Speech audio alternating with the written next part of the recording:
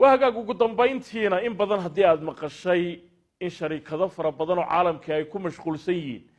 sida ay u sameyn lahaayeen gawaari marka ay doonayaan jidadka mara marka ay doonayaan duula taymka iska ilow sharikada Hyundai ee laga leeyahay wadanka koonfurta Korea ayaa waxay tijaabisay gaari marka uu doono intuu cagala baxo dabadeedna lugaynaya oo waliba ilaa 3 kilomitir afarta lugood ku soconaya marka uu doonana xurfadaha ama jararka ka boodaya gaarigan ayaa waxa la sheegay inay u suurto galaysay ilaa 3 mayl ama 5 kilomitir in markaasi uu ku lugeeyo sida bini'aadamka oo kale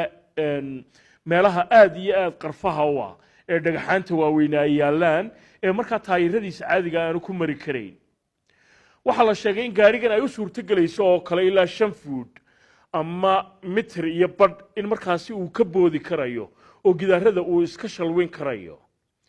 waxa la sheegay sharikada Hyundai oo gaarigan soo saartay inay ugu tala gashay in markaasi uu ka qayb qaato meelaha masiibooyinka dabiiciga ay ka dhacaan ee bini'aadamkaana ay u suurto galayeen markaasi ay maraan amaba gaadiidka kale ay ku adag tahay in ay maraan sharikada Hyundai waxa ay sheegtay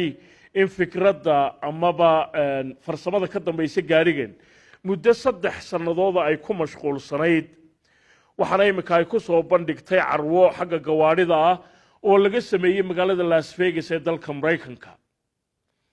sharikada Hyundai ayaa waxa ay sheegtay meelaha ay ka dhacaan masiibooyinka dabiiciga sida tsunami oo kale amaba dhul gariirka oo kale in gawaarida imika jira ay ku adag tahay inay markaasi maraan oo hawlaha samata bixinta ay ka qayb qaataan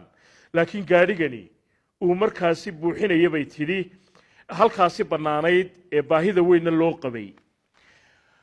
waxaan hubaa in kolleyba ay soo bixi doonaan farsamooyin kale oo gaarigan lagu isticmaali doono haday noqoto